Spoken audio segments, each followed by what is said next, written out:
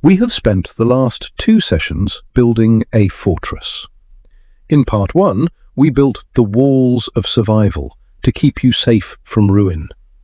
In part 2, we built the cloak of stealth wealth to protect you from your own ego. Now we arrive at the final destination, the reason we build the fortress in the first place. It is not to buy a Ferrari. It is not to impress strangers. It is not even to retire on a beach and do nothing. The highest dividend money pays is not dollars. It is control over your time. Welcome to part 3 of our masterclass on the psychology of money. Today, we are defining enough, and we are building the freedom metric. Let's start with a story about 2 investors. The first is Rajat Gupta. You might not know his name, but in 2008, he was one of the most successful men in the world. He was the CEO of McKinsey. He sat on the boards of Goldman Sachs and Procter & Gamble. He was worth $100 million. By any reasonable metric, he had won the game. He had everything a human being could possibly need. But Gupta wanted to be a billionaire. 100 million was not enough. So, in the middle of the 2008 financial crisis, he used his position on the Goldman Sachs board to learn about a massive investment from Warren Buffett before the public knew. He called a hedge fund manager and shared the tip. He made a quick profit, a few $1,000,000, but he got caught. He went to prison. He lost his reputation. He lost his career. He lost his freedom. He risked everything he had and needed for something he didn't have and didn't need. That is the definition of financial insanity. Now, compare him to the second man, John Bogle, the legendary founder of Vanguard. At a party on Shelter Island, a hedge fund manager told Bogle that another manager had made more money in a single day than Bogle had made in his entire 80-year life. Bogle looked at him and said, "That's true, but I have something he will never have. I have enough." Enough is not a number, it is a mindset. It is the realization that the goalpost will always move if you let it. If you have 1,000,000, you want 10. If you have 10, you want 100. The hardest financial skill is getting the goalpost to stop moving. If you cannot define enough, you will never be free. You will just be a hamster on a more expensive wheel, running faster and faster until you collapse. So, how do we measure wealth if not by numbers? Housel writes that doing what you want, when you want, with whom you want, for as long as you want, is the highest dividend money pays. This is the freedom metric. Most people measure wealth in dollars. I have $1,000,000. I have 10 Bitcoin. That is the wrong metric. Those are just potential energy. You should measure wealth in years of freedom. Let's do the math. Imagine 2 people. Person A earns $500,000 a year, but they spend $500,000 a year to maintain a lavish lifestyle. Person B earns $50,000 a year, but they only spend $25,000. Who is wealthier? On paper, person A is rich, but person A has 0 years of freedom. If they stop working today, their life collapses tomorrow. They are a slave to their income. Person B has saved 1 year of freedom for every year they work. They own their time. If person B has $100,000 saved, they don't just have money, they have 4 years of absolute autonomy. 4 years where they don't have to tolerate a boss they hate. 4 years to start a business.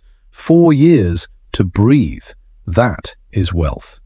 So, how do we turn this philosophy into a system? How do we execute freedom in the real world? I use a framework called buying time units. This completely changes how you view spending and saving. Every time I invest money, I am not buying a stock. I am not buying a coin. I am buying a specific unit of my future time back from the marketplace. Here is how you do it. Step 1. Calculate your daily freedom cost. Take your monthly expenses. Let's say it's $3,000. Divide that by 30. That is $100. $100 is the price of 1 day of your freedom. Step 2. Gamify your saving. Every time you decide not to buy a new pair of shoes for $100, you didn't just save money. You bought a Tuesday in 2030. You literally bought 24 hours of your life back. When I was starting out, my first goal wasn't $1 million. It was 24 hours. I saved enough to cover 1 day of expenses, then 1 week, then 1 month. Every dollar saved was a brick in the wall of my independence. This system also changes how you spend. When you look at a luxury watch that costs $5,000, don't ask, "Can I afford this?" Ask, "Is this watch worth 50 days of my freedom?" Because that is the trade you are making. You're trading 50 days where you could have been free for a piece of metal on your wrist. For me, the answer is almost always no. I would rather look poor and be free than look rich and be owned by my lifestyle. This brings us to a concept that is often misunderstood, the emergency fund. I hate that term. Emergency sounds like panic. It sounds like something you only touch when things go wrong. I call it the walk-away fund, or, as it is famously known in finance circles, fuck you money. It is a crude term, but a necessary one. It means having enough cash to walk away from a negotiation, a job, or a situation that compromises your values. If your boss tells you to do something unethical and you have zero savings, you have to do it. You are trapped. If you have 2 years of expenses in the bank, you can say no. You can walk away. Money gives you the power to say no. And no is the most powerful word in the world. You don't need millions to have this. You just need a gap between your ego and your income. If you can live on less than you make and you save the difference, you are building a fortress of independence. Now, let's talk about the invisible return on wealth. We are trained to judge investments by yield. Did you make 8%? Did you make 10%? But there is a hidden return that you cannot see on a spreadsheet. It is the return of psychological safety. I hold a significant amount of cash. Mathematically, this is inefficient. Inflation eats away at it. A rational spreadsheet would say I am losing money. But that cash allows me to sleep at night. It allows me not to panic when the stock market drops 30%. And because I don't panic, I don't sell. And because I don't sell, I capture the long-term compounding of the market. So the return on my cash is not zero. The return on my cash is that it allows me to be a long-term investor. The ability to stick to a strategy is worth more than the strategy itself. Being reasonable is better than being rational. A rational investor maximizes ROI. A reasonable investor maximizes sleep and freedom. Be reasonable. We are coming to the end of this series. We started with survival, making sure you never get wiped out. We moved to stealth wealth, defeating the ego and the trap of looking rich. And today, we finish with freedom, using money to buy back your time. Here is your final challenge. The Freedom Score Audit. I want you to take a piece of paper. Write down your total liquid investments. Cash, stocks, crypto. Not your house, not your car. Just money you can access. Now, write down your monthly expenses, the real number, not the aspirational one. Divide your investments by your expenses. The result is your freedom score. It is the number of months you are free.